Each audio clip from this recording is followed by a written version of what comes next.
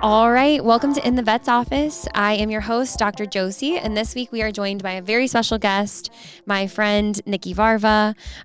She is an amazing dog trainer. She's been training for 12 years professionally, and actually just this past December went out on her own and decided to open up her own training program here in Nashville. It's called Always Training Canine.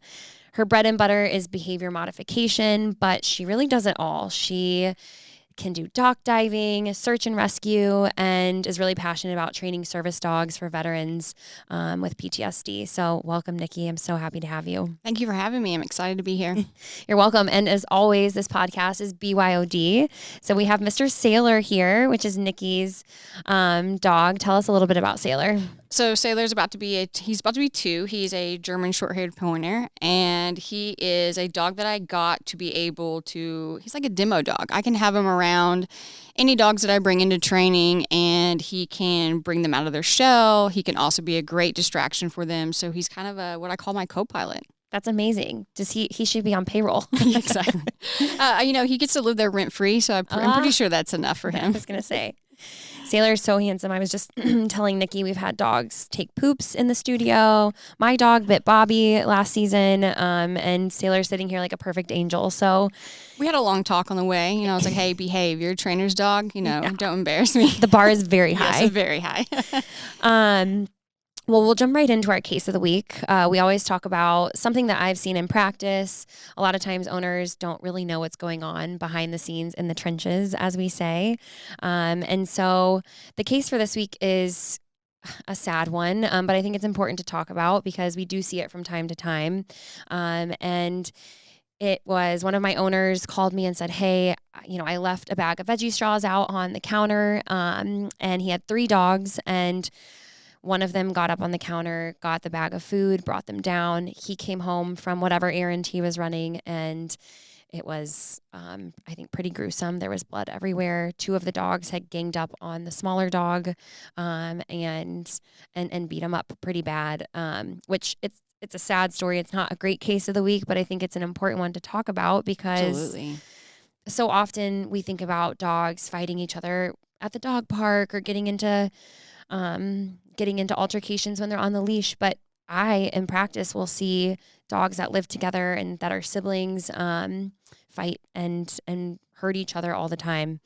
So I'm a big proponent of when you're leaving the house, putting them in a crate.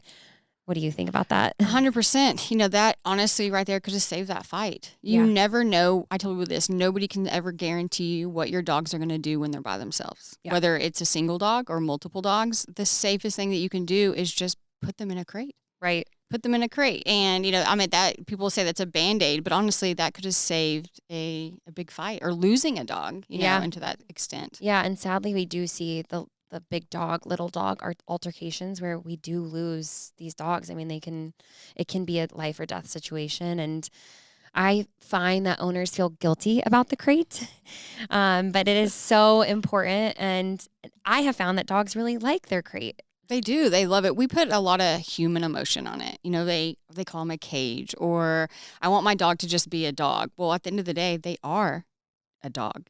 And we can't expect them to live in a human life and be able to do the things that we expect them to do when at the end of the day they're a dog. And so the crate honestly is a great way to put, your dog in a safe spot to where they do feel comfortable. It is like their own room. It's how we escape too. We like to go to our own rooms and kind of relax. That's a great place for your dog to go as well. Cody and I will refer to our dog's crate as their condo. Yes. They have their own little condo and they can just relax. They can take a breath. Like they don't have to be on. They don't have to be on alert. So I think it's important for them to be able to take a break just like you and I. Absolutely. Absolutely. If you think about it, when dogs they're active 24/7, so they honestly really enjoy being able to go into their crate and take a nap and turn off, so it's great. And again, it's something that can really, I tell people all the time, to prevent things from happening, your crate is your number one thing that can prevent things from happening. Yeah, absolutely. All right. Next up, we will dive into some of our listener calls. Hello, Dr. Josie. Your nephew Hank is 5 months old. He's a Portuguese water dog, and he started humping. My question is this for sexual reasons, or is there any other reasons why this would be happening, and how can we minimize that? Okay, that was my brother-in-law Tanner, who just got a puppy, and I get this question all the time. I'm sure you do too, as a trainer. Oh, absolutely. Where puppies, a lot of times as they're maturing a little bit, and even adult dogs will hump, and whether they're neutered or spayed or not, Or even a female dog. even a female dog, we will see humping, and it does not necessarily, I would say the majority of the time, does not equate to them being sexually aroused. More than not, I find that it is, and I would love to hear your opinion too. I find that they are excited and overstimulated, and they're kind of displacing that anxiety and excitement, and it turns into humping, but it's not, hey, I'm want to have sex. Exactly. It is. It happens a lot when dogs are very overstimulated. So it's an outlet. So it's something that they can do. Now, some dogs will go into displacement. They get excited and maybe go run and pick up a ball because they're just trying to put their energy into something. And some dogs, of course, just start humping. Yes, at times it can be a dominant kind of thing, where two dogs are sizing each other up, kind of deal. But normally it's always just overstimulation. Yeah. So, brother Tanner, no worries. Hank is good to go. He's probably just really happy to be alive. Exactly. He's not attracted to you. We're good. Yeah. All right. Next up. Hi, my name is Ann, and I volunteer at a pet shelter in Delaware. And I had a question about dogs. We noticed one day all the dogs were going wild when one man approached. Now, he's worked with these dogs before, but they were very, very agitated by him this time. And he happened to be wearing a bright orange, almost a hunter orange shirt. Could this have been something that would have triggered the dogs? Is that common for them to be triggered by certain colors? Thank you so much for your answer. I have two thoughts when I hear this. The first of which is dogs are pack animals. I think if maybe the other dogs had interacted with this person before, but I think if one starts barking, they can all sort of trigger each other and then spiral a bit. The other thought, and not to get too scientific, is that dogs only have 2 cones in their retinas. Humans have 3, and so dogs can't really make out red or green colors. They can really only make out blues and yellows, and so I feel like orange kind of falls into that red category, and it can look like a very dark color to them. So it is very possible that a big man wearing that color of shirt could be causing them to be a little bit more fearful than usual. Yeah, absolutely. And also, too, you got to think in a rescue my thing would be, do you have a new dog? Has the new dog, is this the one that started the barking? Right. Because then it causes everybody to bark. So a lot of times when somebody says a dog or dogs have done something out of the norm, it's normally not out of the norm. You got to think about what triggered it prior. Did the guy come through a different door? There's all kinds of different things you go into it, but definitely, dogs, again, I've seen dogs act differently when they've actually been able to see a color. Whether it be, I have a chair in the yard that's blue, and now the dogs are like, oh my God, what is that? And I'm like, it's because they've never been able to see it before. You know what I mean? So it does, dogs definitely can, change to routine or something that's different in their life and act different to it. But definitely in a kennel situation, if one barks, they're all going to explode. Absolutely. And I think one thing that you just said that I think really rings true for me is routine. Dogs are such routine natured creatures, and just like you said, if anything is different from the usual, it can really throw them off. Absolutely. All right, that was our last question of the day. But if you have any questions for me, feel free to click that link in the show notes and record any questions you have. Nothing is off limits. And we're going to take a quick break, and we'll be right back. All right, Nikki, I am so excited to learn a little bit more about you. You don't ever hear every day about people being dog trainers. How did you find yourself on this path? Oh, this is the $1 million question. I have been asked this many times, and I always just kind of laugh and be like, because I love dogs. But to actually know a little bit more about me, it goes deeper than that. So I've always struggled with anxiety. I had a reading learning disability. And just growing up, I was just one of those kids that just didn't know how to fit in. But I always grew up with a dog. And, I would rush home from school and be like, where's my dog? Just because that's where I felt, that piece. And growing up, you always hear that you need to be a doctor, you need to be a lawyer, and you need to go to a 4-year college. So dog training is really not on your radar that you could do this as a career. So fast forward, 2014, I moved to California to go to dog training school. And that is where I found peace. Dog training really saved my life. It brought me to where I was like, this is my purpose. And I think we all thrive to find our purpose in life. And that's where I found it. I really just, when I talk about anxiety and stuff like that, I think it's really hard for people to communicate how we are feeling. So growing up, I never knew like how to communicate with somebody like how I was feeling. So look at dogs. They can't talk. So they cannot express to their owners how I'm feeling. This situation makes me feel uncomfortable, or I'm scared of this situation. And so that is where really everything opened up to me. And I was like, I can be the voice for these dogs. Is I know exactly where they are. They're nervous and they can't communicate to why. And so I just dove deep into it and was like, okay, I'm going to be your voice. Like, I get you. I totally get you. So now I'm going to be able to educate your owner to ways that you guys can actually communicate on a dog level. And again, so it just really, dog training, saved my life. So I think, we've talked about this a little bit. I think that a lot of the people in the animal field have a background where they felt, whether it was growing up or at some point in their life, it was challenging, and they felt that really the only place of comfort and unconditional love came from their animals. I know for me, like, I grew up in a very tumultuous household. There was addiction and divorce, and my dog was like my one true outlet. And so I think it's so true, where it's like, it just goes deeper than just loving dogs. It's it's a vocation, I would say. Yeah. I mean, because dogs are true. They don't judge. They're happy to see us all the time. So I think it's where people can really feel themselves is around something that is just there to love you. Yeah. It's so pure. It is. One thing you said, and I have never heard of this, what is dog training school like? So there's really not a dog training quote unquote school. There in the US, there's not certifications. Anybody can literally wake up in the morning and say, I'm a dog trainer. That's scary. Very, very scary. And so when I went to California, there was a business that actually where you could go and pay and start to learn, about dog training.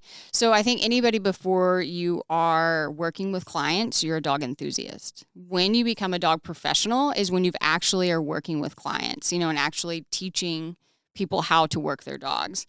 And so I went to where I could just have my hands on so many dogs, because that's where it comes into is you can train your own dogs. Absolutely. But until you've had your hands on so many breeds, so many temperaments, so many personalities and all of that, then you really have not like excelled in your practice.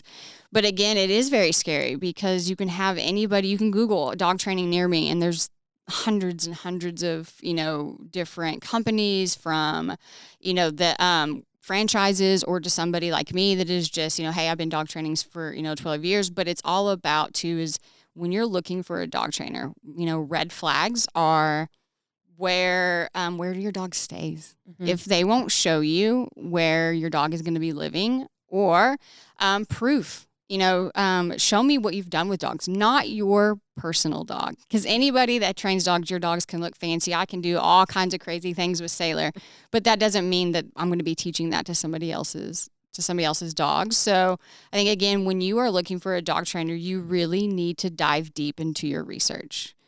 Talk to many people. If you don't feel comfortable with them from the get-go, just with a conversation, then that trainer is probably not for you. But asking all kinds of questions, Is it normal for clients to ask for like a reference or a testimonial? I think sometimes they do. You can go on Google and you can find that. But I always tell people when I talk to them is, if you want references, I can give you. Yeah, I'll give you a whole bunch. You know what I mean? Right. I'm very with my, and if you follow me on Instagram, you can see that I'm very transparent with what I do. I'm very honest with what I do. So you can see that when your dog is with me, all of my Instagram stories are dedicated to that owner and that dog, because I am training the owner in that moment. So you get to actually see your dog training through the process of the time that they're with me. So it's not like, hey, here's your dog, it's done. This is what I've done, and this is what you have to do as well. I can speak from personal experience. Nikki and I met through Wags and Walks, which I talk about all the time on this podcast. And one of my dogs, Oakley, the big German Shepherd, he is a Wags and Walks alum. And like so many other rescue dogs, he came to me a little bit more timid, Anxiety, yes, but just a little bit more timid. And then as he got more comfortable, he was like, "Ooh, I'm gonna bark on the leash at other dogs, and I'm gonna defend our house." And I was dealing with leash reactivity, and so I was referred to you, and I can speak firsthand at just how amazing you are at what you do. And I also love your Instagram. That is so unique. I haven't seen many other people. I don't know if anyone's doing that. And for my husband and I, it was so cool to follow along because all day long you're posting videos of what you're doing. It helps us understand, okay, this is what we need to be doing. And just like you said, I think that's a level of transparency that when your dog is going to board and live somewhere else, like you have to have that.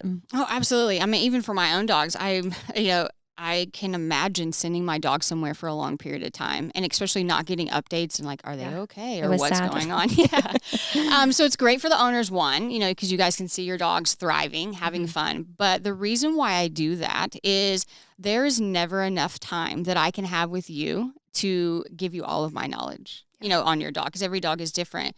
So while your dog is with me, I tell people you are actually learning. Like, you are supposed to be watching these Instagram stories, because not only am I telling you what I'm doing, the key with dog training is telling you the why. Mm-hmm. Why am I doing this?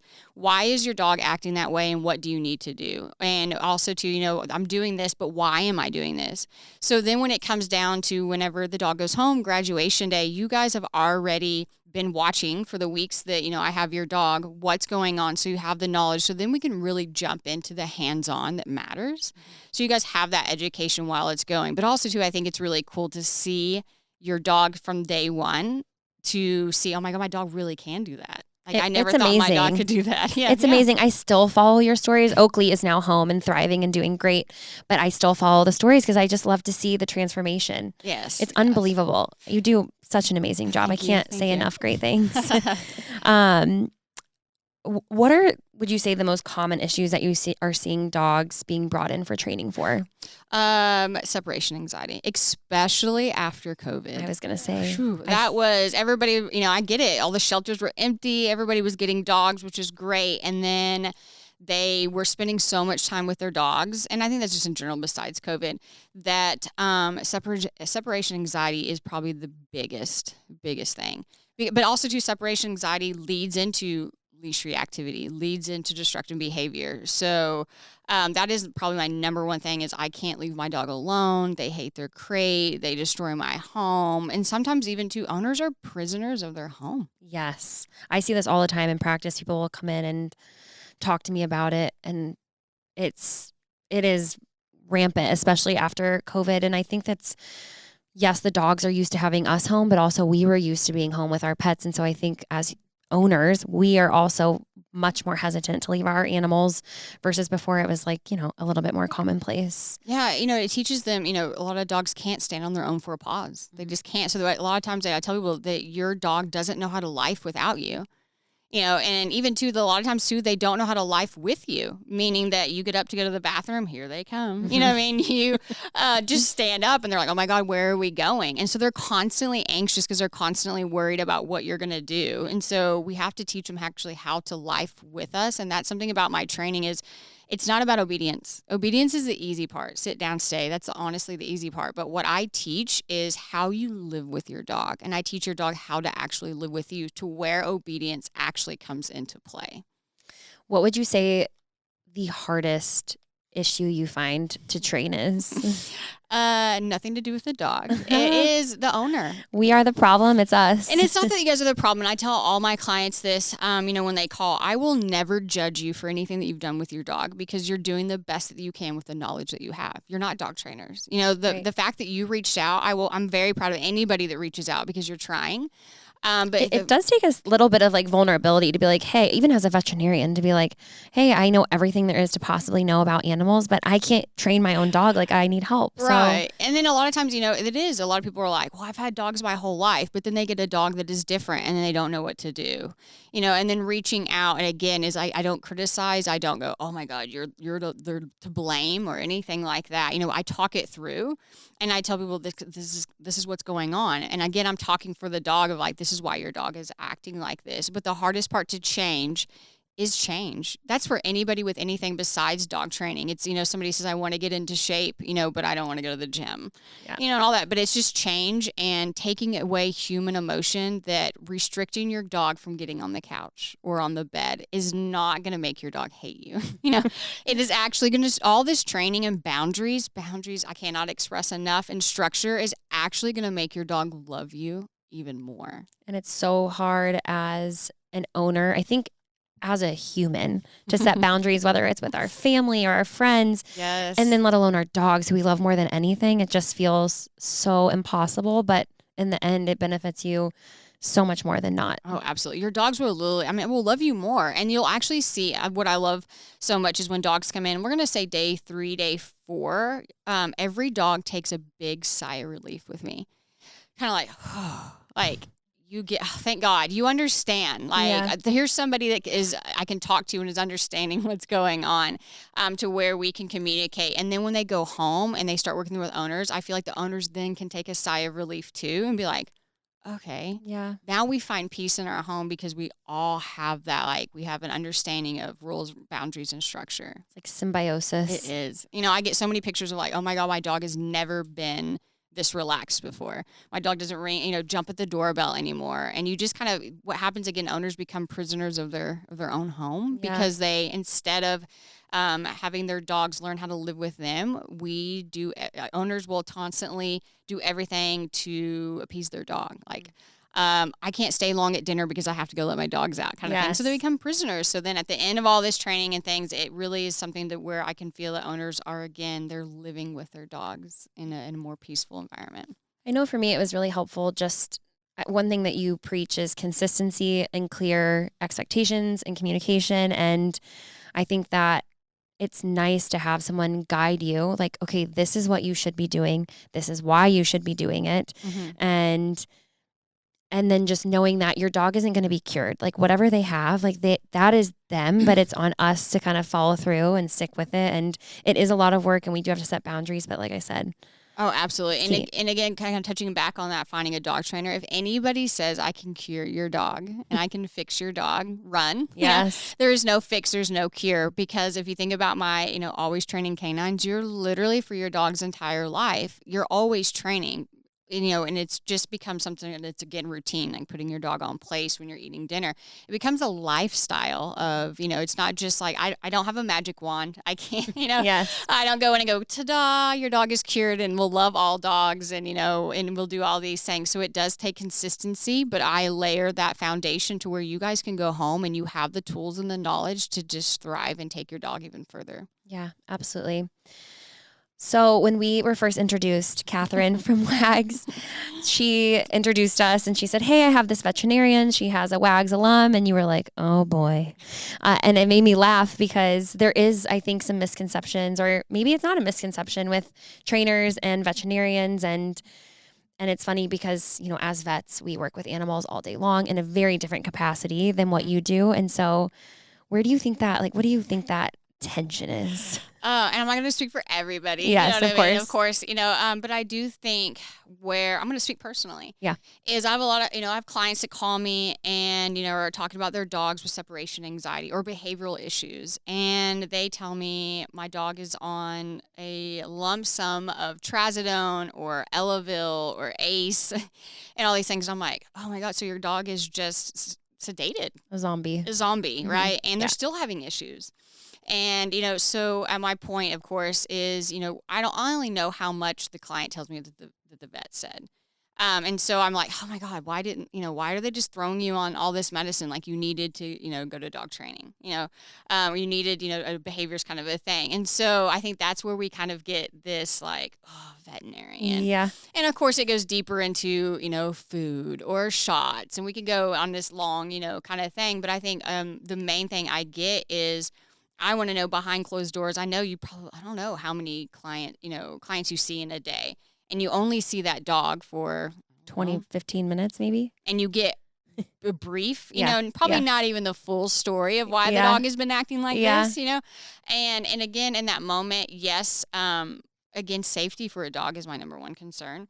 So if the dog is breaking out of the crate and literally like, hurting themselves, sure. Okay. Give that dog some trazodone. But also too, I want to know, do you guys recommend that these dogs go to training?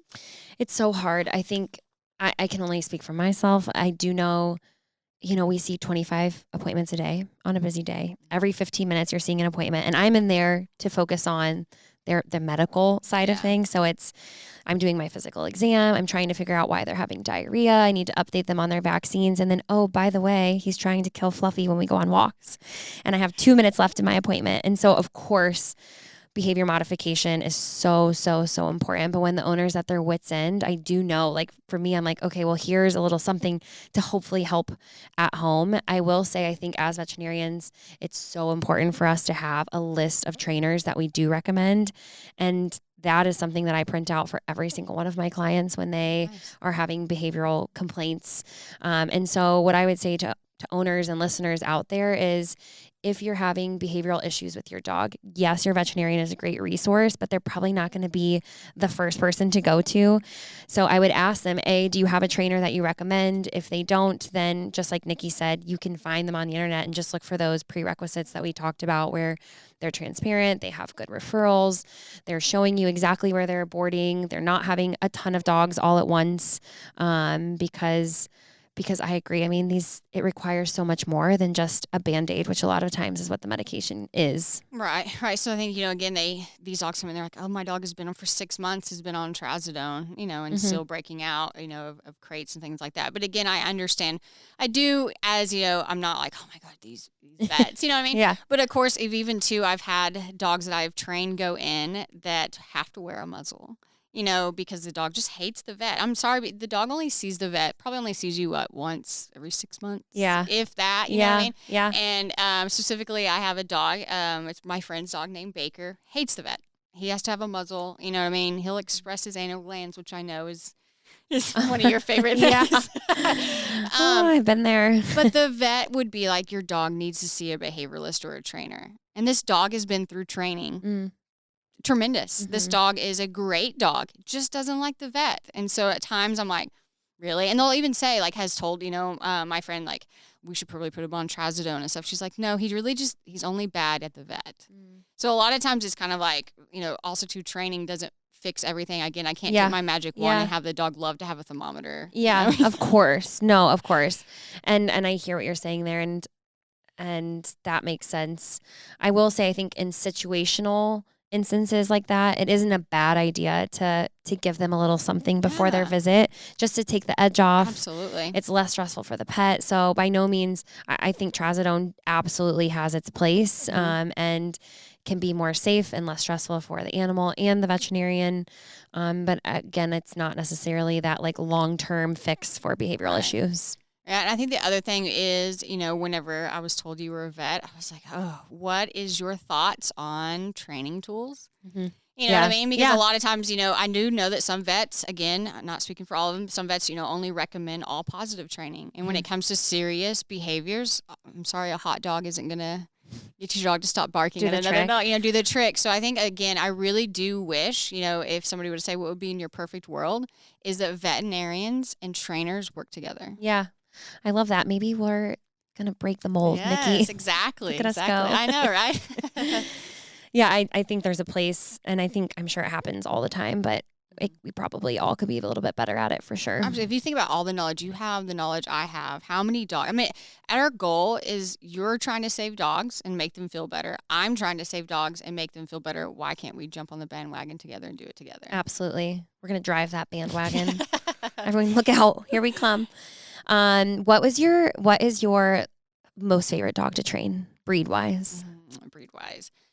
That's a good question. It doesn't have to be a breed either. I guess it could be like a general. Just working dogs. Working dogs. Your cattle dogs, your, just any working dog, to be honest. If I was being just completely honest, any dog. Okay. I love to train any dog because they're all different. All different. And so every dog, yes, at the end of the day, I have an end goal result, but every dog brings to me something different. And I learn from every dog. Now, I think the question probably be was which dogs do I not like to train? Yeah. Which ones do you not like to train? To be honest, this is probably gonna make people laugh. Shih Tzus. Oh my gosh. Morgan, our producer, is laughing right now because she has a Shih Tzu. These dogs don't want to do anything. You could put a smorgasbord of treats They don't care. steak, and you could say sit, and that dog is going to huff and roll its eyes and look the opposite way.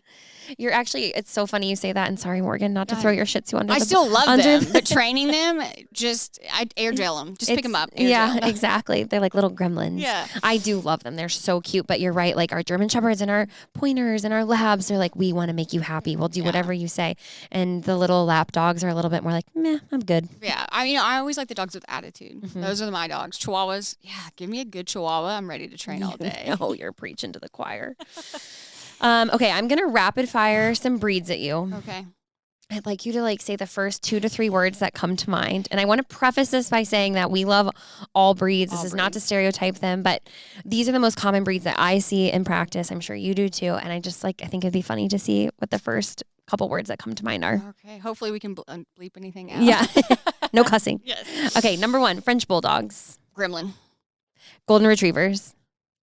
Oh, good old boy. Good old boy. Aren't they just the old boy. goodest of boys? Mm-hmm. Shih Tzus. Pass. Pass. Golden Doodles. Oh, the dudes. High strung, maybe? To be honest, doodles, to be honest, I train a lot of doodles. Great dogs. They just need training. Mm-hmm. But I think this is a lot of times too when we talk about dog breeds, it's not the breed, it's how somebody has the breed. So doodles are known to be your, I don't have kids and this is my fur baby. And these dogs come in spoiled rotten. That's what a doodle is. Yeah, spoiled rotten. Spoiled rotten. Those are our 2 words. Yes. I like that. Chihuahuas. Oh, love them. Perfect. Love them. I'm sorry, I'm speaking for you Wag sends me, all their feisty chihuahuas, and I'm surprised I have not foster failed yet. now. Not yet. Pit Bulls. Sweethearts. Australian Shepherds. Feisty. Spicy. I like that. Standard Poodles. Intelligent.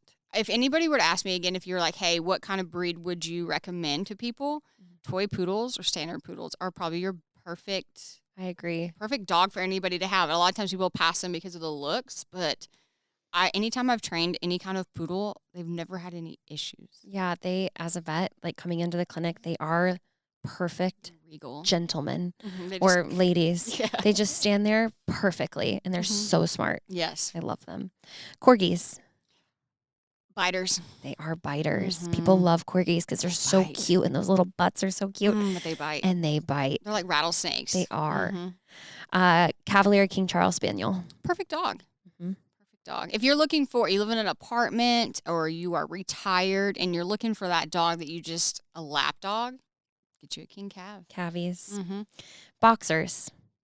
Goofballs. Yes, that's a good I've never been able to see a dog touch its nose to its tail in so many different directions. And They are goofy. And just that face. oh, I love them. They are goofy. Miniature Schnauzer. I love miniature schnauzers. They're one of the most underrated breeds for me. Yeah, I'm actually training one right now to be a sound alert service dog for a veteran, and he is a standard schnauzer, and he's great. He's great. They're awesome. Great Danes. They don't live long enough. And I know that wasn't 2 words, It's but okay. they don't live long enough. And I'd say scaredy cats. Gentle giant. They're like the elephant that's scared of the mouse. Lap dog. Yes. I had a Great Dane, and she definitely did not live long enough. I would have Right. loved her to live forever, but she was scared of her own shadow. Yeah. The best. Okay, that was fun. Yeah. Did I miss any breeds? I don't think so. Okay. All right, that was so fun. We're going to take a quick break, and we'll be right back with Paw and Order. All right, this week on Paw and Order, the first thing on my list is I would not train my dog to use bells or chimes to go outside when they have to go potty. Nikki, I'm sure you can speak to this, but I have found that they abuse the bells and chimes, and they're just like, give me attention. They use and abuse. They may just want to go outside and stretch, or they just want it to get your attention. And then a lot of clients I have still have accidents. They may have rang the bell 25 times a day and snuck off to go to the bathroom. It just becomes kind of a toy, to get your attention. Structure, schedule. When people ask me about potty training, it's my potty training is I let my dogs know when they need to go to the bathroom. It's a schedule, 100%. Yeah. And when they're puppies, I think people think, oh my gosh, this is great. Like they're telling me when they have to go. But when they're puppies, like just know they have to go all the time. So every 30 seconds. every 10 seconds, you're taking them out when they eat, when they drink, when they wake up from a nap, after they're done playing. You just need to preemptively take them outside, and them ringing bells is just teaching them bad behaviors. I think Nikki used the word, it turns them into little narcissists, which I thought was very funny. It does. It's funny. I mean, because they'll also ring the bells when you're on a Zoom, when you're eating dinner. They're just like, hey, I want attention. I want out. And most of the time they don't go to the bathroom when they let out. Yeah, they've got you wrapped around their little paw. Absolutely.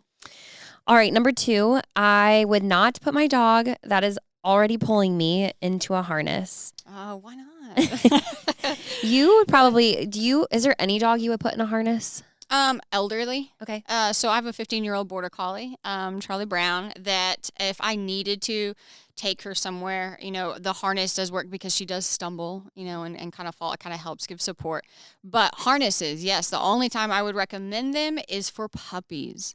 When you first get a puppy, I don't want anything around their neck because you have to teach them how to use that collar, how to have leash pressure. So on puppies, all of my puppies, they come home and they're on a harness because then you can sit on your puppy, which means they are on a leash and they're in that harness 24/7. So you're giving them, they're with you so they don't have free access to the house. But harnesses for puppies, 100% until you get into that training stage, which would be about like 4 months old. I agree with that too. Not even coming from a training background, but more of a medical background. They're tiny little necks. They're just so fragile. And I've seen dogs really get hurt with the leash and the collar around their neck. So harnesses for sure with puppies. Absolutely. Harnesses is just a great thing to get them used to. And then harnesses too for dogs that now I'm a big advocate on traveling with your dogs in crates in the car.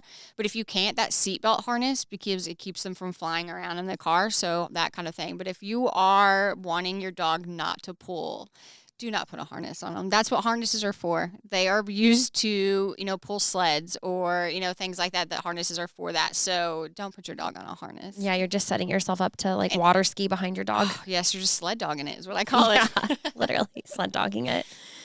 All right, number 3, I would not free feed. This means leaving out food all day long for your pets to graze. I think it's really important to have structured feeding times.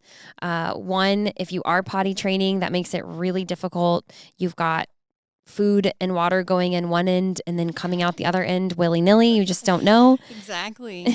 And then B, you can really create a monster. You can. It's sad. I'm sure you see this. A lot of obese dogs. Yes. It's easy to put on the weight. It's hard to take it off. Right. But then also, too, is you are missing a phenomenal training opportunity with your dog. Now, I don't care if it's in a bowl, but feed that dog from your hand. Get your dog to sit, to place, to down, to come. Just working on that engagement because your dog, that's a resource. I want my dog to understand that food, play, affection comes from me. And again, you're missing that huge opportunity, for just free feeding. But also, I see so many dogs, especially doodles, picky eaters. Yes, they're very picky. They will come to me in training with 3 to-go bags. With, if my dog doesn't eat this, put this on it. And if it doesn't eat that, then you're going to need to put this on it. And I'm like, no, because all that does is teach our dogs that the longer I wait, the better things that come. Yes, they know. They'll wait and they'll be like, if I wait a whole 2 hours, I get cheese. If I wait 5 hours, I get filet mignon. Yes. If I wait 24, I'm getting Wagyu beef. Yes, exactly. And I'm getting it hand-fed to me with a fork. On a silver platter. Yes, exactly. So it's just, that is a big struggle is with people is, the feeding is my dog is a picky eater. You're making your dog a picky eater. Yeah, I think so much of we project on our pets, and the fact of the matter is if they're hungry, they will eat.